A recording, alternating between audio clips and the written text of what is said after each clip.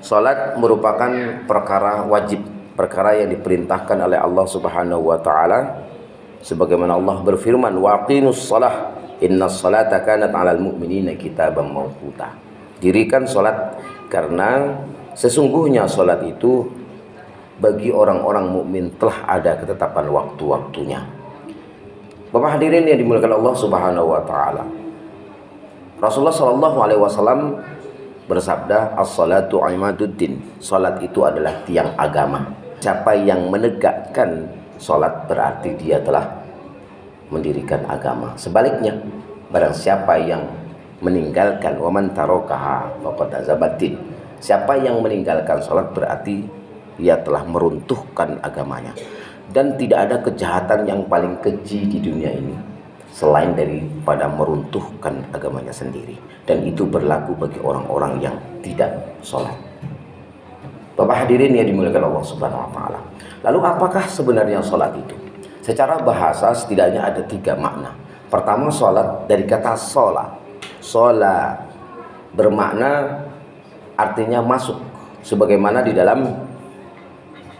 disebutkan di dalam Al-Quran, yaslauna sa'ir, mereka masuk ke dalam neraka sa'ir. Masuk yang dimaksud ketika sholat adalah masuk kita ke dalam satu alam yang disebut dengan alam robbani. Maka manusia di alam robbani dalam ketika mendirikan sholat itu, mereka disibukkan keasyikannya dengan Allah Subhanahu wa ta'ala. Maka di sanalah manusia berinteraksi, manusia berkomunikasi kepada Allah. Mereka mengeluh, mereka meminta, mereka mengadu segala keluh kesah hidupnya kepada Allah Subhanahu wa ta'ala. Kemudian yang kedua, bahwa sholat bermakna adalah membakar. Apa sesungguhnya yang dibakar? Yang dibakar adalah dosa-dosa kita. Maka ketika tidak ada manusia yang tidak berdosa. Kalau hari ini ada yang mengatakan saya adalah orang yang tidak berdosa, maka pada saat itulah manusia telah melakukan dosa. Maka dengan dosa-dosa yang kita lakukan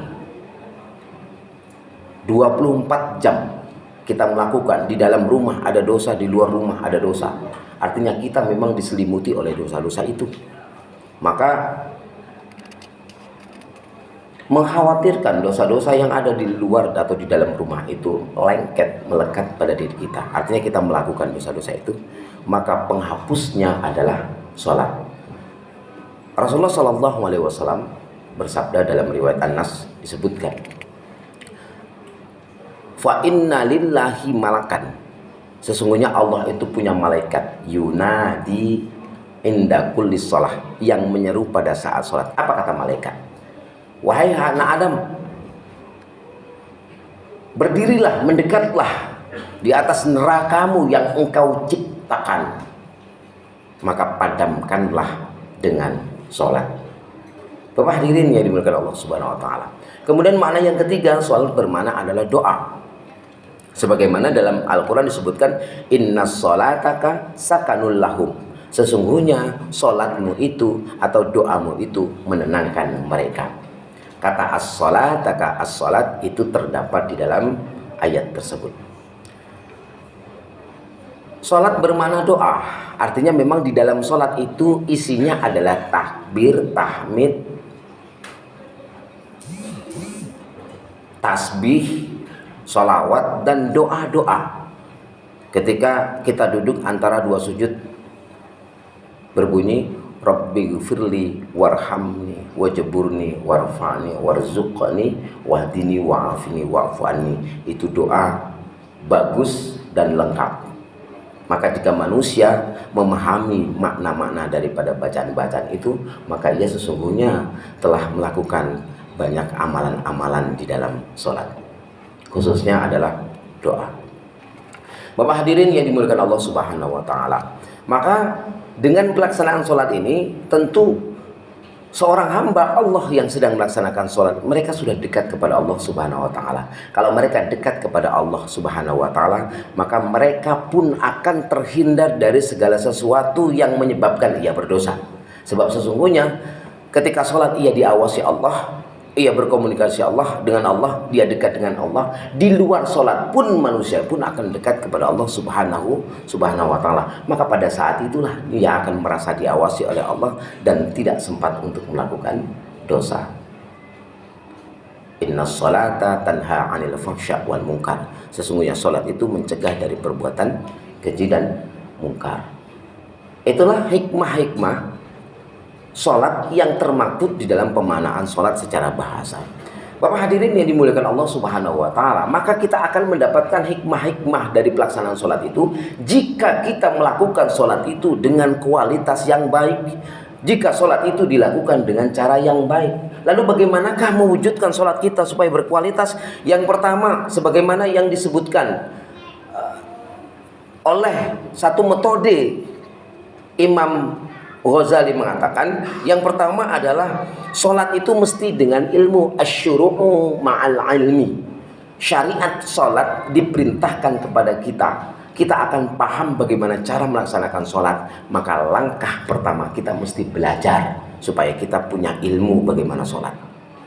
Kita paham tentang syarat rukun sholat, hal-hal yang membatalkan sholat, hal-hal yang merusak pahala sholat, dan lain sebagainya. Itulah kajian-kajian ilmu tentang sholat yang harus kita paham. Gerbang pertama ada pada ilmu.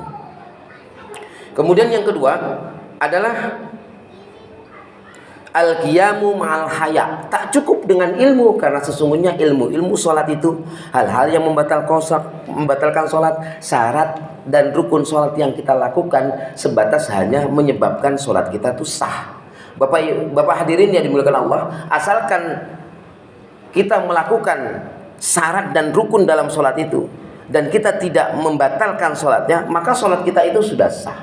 Tapi apakah sholat itu hanya sebatas sah dan tidak sahnya? Tidak. Tetapi sholat itu mesti kita ambil hikmahnya. Yang kedua, yaitu dengan mendirikannya dengan perasaan malu kepada Allah karena sudah terlalu banyak dosa yang kita lakukan di luar daripada sholat. Maka kekhusyuan kita, kesibukan kita atas dosa-dosa kita yang menyebabkan kita semakin akrab, semakin karib, semakin dekat dengan Allah subhanahu wa ta'ala di dalam sholat. Bapak hadirin yang dimuliakan Allah subhanahu wa ta'ala. Kemudian yang ketiga, al-ada'u ma'at ta'zim. Pelaksanaannya bersama dengan pengagungan. Di dalam sholat itu banyak kalimat-kalimat ataupun bacaan-bacaan yang mengagungkan Allah subhanahu wa ta'ala, ataupun juga gerakan-gerakan yang sifatnya juga penghambaan diri kita dalam kerangka mengagungkan kita kepada Allah subhanahu wa ta'ala. Jadi artinya bahwa ketika kita sholat itu, Bapak hadirin yang dimuliakan Allah subhanahu wa ta'ala, menghilangkan kesombongan dalam diri kita yang adalah kebesaran Allah subhanahu wa ta'ala. Jika di dalam sholat kita mampu untuk membesarkan Allah, mengagungkan Allah subhanahu wa ta'ala, maka di luar sholat pun kita akan tetap mengagungkan Allah subhanahu wa ta'ala, membesarkan Allah subhanahu wa ta'ala. Selain daripada Allah, maka adalah kecil. Yang besar hanyalah Allah subhanahu wa ta'ala. Bapak hadirin, kemudian yang keempat adalah dengan kekhawatiran. Apa yang dimaksud dengan kekhawatiran? Al-khuruju ma'al khauf. Maknanya adalah keluar kita dari sholat itu dengan membawa kekhawatiran. Satu kalimat yang paling sering kita ucapkan begini: alhamdulillah sudah melaksanakan sholat, tenang saya, kewajiban sudah dilakukan. Ucapan-ucapan ini mereka hanya merasa bahwa sholat itu adalah sekedar kewajiban. Kalau sholat adalah sekedar kewajiban, baginya adalah beban. Maka kalau tidak dilaksanakan ada perasaan, aduh kok nggak enak ya kalau kita nggak sholat. Kalau sudah sholat pun sebaliknya akan mengatakan, aduh enak, lapang rasanya dada ini kalau sudah sholat karena kewajiban sudah dilakukan. Tapi sholat tidak hanya sekedar beban, karena sholat bukan hanya sekedar kewajiban. Sholat itu harus mampu memberikan makna di dalam diri kita. Maka kalimat yang paling benar adalah ketika kita keluar dari sholat itu akan mengatakan, ya Allah, sholat saya apakah sudah diterima atau belum ya? Apakah sholat saya akan bisa memberikan manfaat atau tidak ya? Inilah kalimat-kalimat yang mestinya Sehingga setiap hari, setiap saat, setiap kita melakukan sholat, kita akan terus introspeksi diri, dan kemudian kita akan terus meningkatkan kualitas sholat kita. Bapak hadirin yang dimuliakan Allah Subhanahu wa taala, maka jangan bangga kita sudah sholat, karena belum tentu sholat kita akan diterima Allah. Jangan bangga kita sudah lakukan sholat, walaupun sholatnya tidak pernah bolong, walaupun setiap hari datangnya ke masjid. Evaluasi, apakah sholat kita ini benar-benar sudah memberikan manfaat, sudah diterima oleh Allah Subhanahu wa taala atau belum? Evaluasi. Maka al-khuruju ma'al khauf, tanamkan kekhawatiran itu. Maka insya Allah dengan metode 4 ini, setidaknya yang disampaikan oleh Imam Ghazali ini, maka insya Allah kita akan mampu menjadikan sholat kita ini bermanfaat, atau sholat kita ini akan mendatangkan hikmah pada diri kita.